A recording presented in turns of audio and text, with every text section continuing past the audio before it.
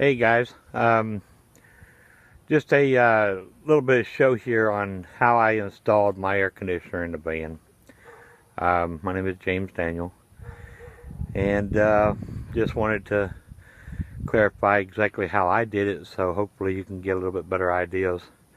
I see a lot of people using wood, a lot of real heavy materials to do this, and not really installing it properly. It is a trick to install them, because a lot of people will just stick them in there and cut the same hole as the size of the air conditioner and try to put it in a curved window.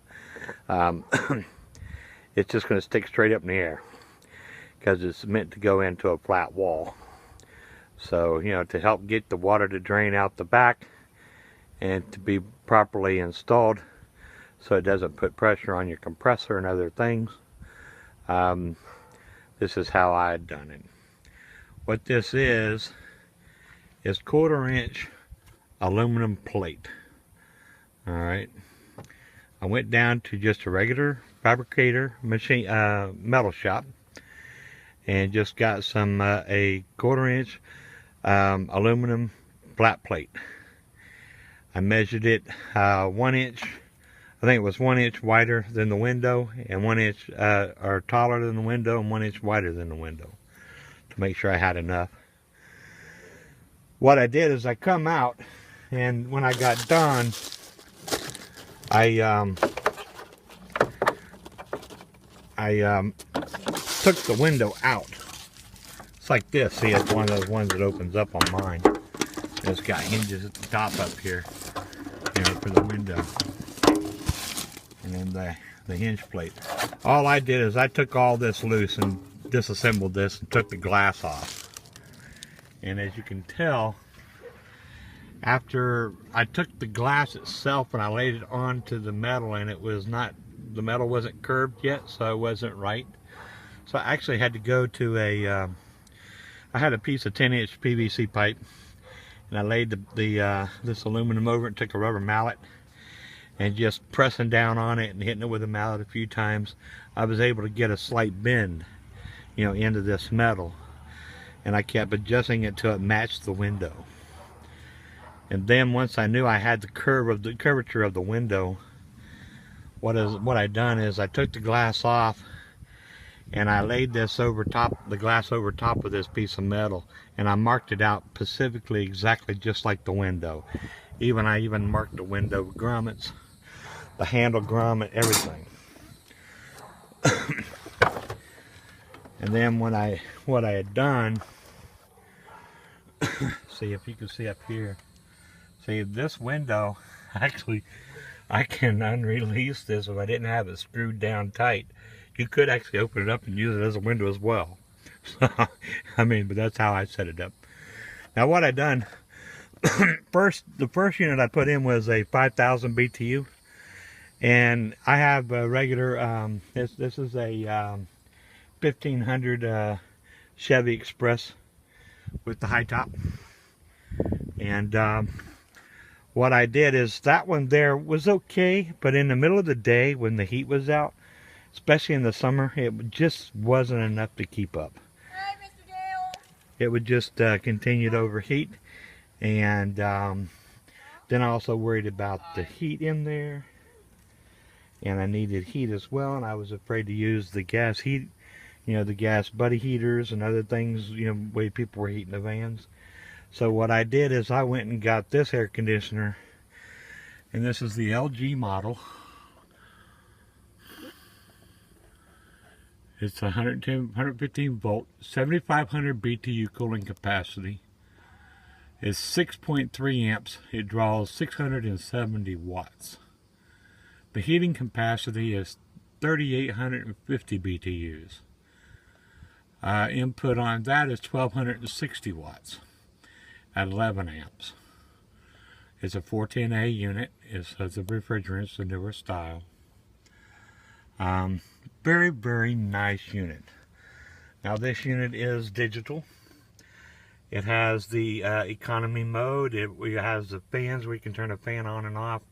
You can leave the fan on all the time and the compressor just circulate, or you can use it in the energy saver where it actually turns the whole system off until the thermostat meets up with the proper temperature.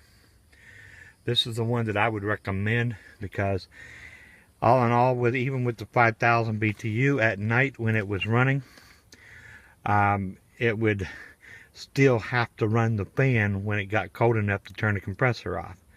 And it just, when you're running on batteries or something else, it really eats up the power. So this is why I use this. And believe it or not, it actually is about the same economical now since I got the bigger one as it was trying to struggle with the little 5,000 in there. And this one here will flat out freeze you out of here day or night. I don't care if it's 100 degrees outside in Florida. This one will do it. So I mean, it will flat freeze you out. Now the way I have it set up is my electrical is complicated. I have it set up 3 different ways. I can run it off of batteries. I have 4 deep cycle marine batteries that I run off of. They're all 135 amp hours. And then also I have this Ryobi generator, which is a 2200 Ryobi generator. And then also I have this extension cord. This is why I just use an extension cord, because I have it all wired in hard. So I can instantly go from my generator, pull the extension cord out, go over and plug it into a wall socket, or at someone's house or at a campsite or whatever, and I still have full power throughout the whole van. It powers my refrigerator, it powers my ice machine, it powers my microwave, it powers my TV, powers my computers, charges my cell phones, everything in my air conditioning, everything is done all in one. Now, the reason that I had to change the 5,000 out is someone had come by one day and actually stuck one of these little tubes with an ice pick. And of course, I run a Christian ministry, a street ministry, so believe me, it's a lot of things has happened because of that. And it's unfortunate. I mean, you can't please everybody, and what can I say? I mean, it's interesting to see how people that are hurting inside, they just explode on you. And but that's okay. You gotta love them anyway. Now, what I done is when I did mount this, first off, to get out, I had to recut the hole. And how you do this is you figure out the exact measurements of your diameter of your air conditioner. You cut that out, and it's probably been trimmed out here about another inch or so lower than what the opening is. But by the time you tilt this machine backwards, to get it level, to get it almost, just pitching backwards a little bit, then the machine sort of sits in there at a cockeyed angle. So the hole has to actually be opened up bigger. Now what I've got here on the bottom is this unit here is all through the case. In other words, this whole case stays, and the air conditioner can slide in and out of the case. So I had to do some modifications to it because remember, if it gets hit, something happens, we'll slam on the brakes real hard. Last thing you want to do is to have a 150 pound, 200 pound air conditioner come flying at you at your head. So what I did is to stiffen this up. Now I've got here, as you can tell, onto this metal bracket, I have these big metal plates that I made. And you see here how I screwed the air conditioner frame into that. Now also, this air conditioners are screwed, the walls are screwed to the actual air conditioner frame itself, the subframe. So this is preventing this air conditioner from going out. At the top here, I used the original bracket. I had to move it forward a little bit and re-screw it down. And then what I did is I took sheet metal screws, screwed into the metal itself. Then I took another piece of angle that I found, and I did the same thing on the back side as well. That way, see, it's screwed in from the top, inside, so it ain't pulling out. That way I know if it gets hit from the rear end if it goes slamming up, this thing is not going to come through that window. Now the window itself, all I did remember is take the glass out of the window. The gasket for the glass, if you see here, with this window opening, you see here how you have this gasket. Alright.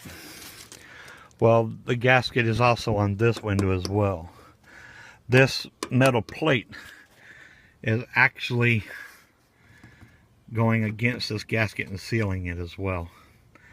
Now what I did to keep down vibration, make sure there wasn't no leaks for any fumes to come in, I securely screwed this all the way around as well into the metal with metal sheet screws. That way it bit into the door and it held this tight.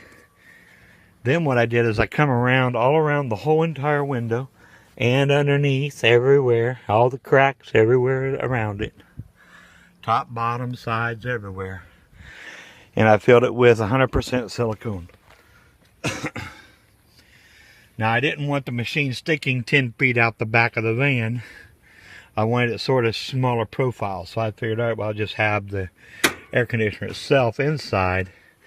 So I positioned this, if you can see, to where the vents here are right at its edge. So the edge is not on the inside.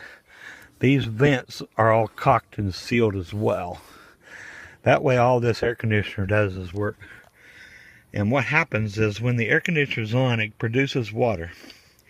This water is in a pan right here in the front of the unit. It's all out of usually styrofoam nowadays, but it's molded. And it comes out to the side through a little porthole on this side over in the corner at the bottom, and allows all that drain water to come back into the back side of the unit. Now what it is, this air conditioner, if you look at them, there's a sling ring on them, on the blade, on the very front of the blade, that will actually pick up water and sling it up on top of this coil to help cool it down. That way you can possibly, if it's hot enough and dry enough, you can actually won't even drip a drop. But now that's why I left this plug in. And also now I drilled a hole in the bottom here for the drain to come out the bottom. But most people will pull this plug off, and that will also allow the water to, you know, to drain right out on the back. But now the thing is running this off of the modified sine inverters. Some of them are tricky. Sometimes it may take it. Sometimes it's even hard to start it. The way that you set these up is that you want your inverter to be 3 times the size of your wattage, of your air conditioning wattage. Not your heating, but your air conditioning wattage, which was 607, I think it was. That's to start the compressor. Heaters, heat strips, not so much. I wouldn't run the heat strips off the batteries anyway because of the, you know, the draw that they have. But for air conditioning, it's fine. I can get about 6 to 8 hours run time off the batteries that I have. So I usually use those for late at night when I'm sleeping.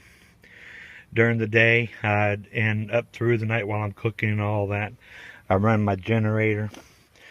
Now my generator, when it runs, it also hooks up to a smart charger, which is a 1050 amp electronic charger that charges and maintains those batteries off of anytime I'm plugged into house power, anytime I'm plugged into my generator, they're always being charged.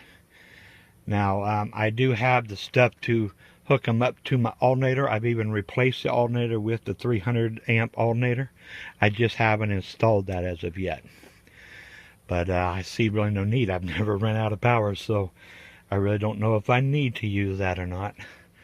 But anyway, this is my install. This is how I done it. I think it's a lot cleaner and a lot neater and a lot lighter. But the biggest thing that I look at here on this is not just of appearance, but what happens is you don't have to seal the wood. And it's actually cheaper, believe it or not. This piece of metal cost me like $28 to have it cut. And if you had the exact measurements and stuff, the machine shop would actually put the curve in it and even cut the hole in it for you. Probably be for about another $5. So don't be afraid to use something that's custom made. You don't always have to run to Home Depot and grab 3/4 inch plywood and try to stick it in and look like it's just some flunky out there. I mean, I know there's a lot of people out there that have, very limited incomes.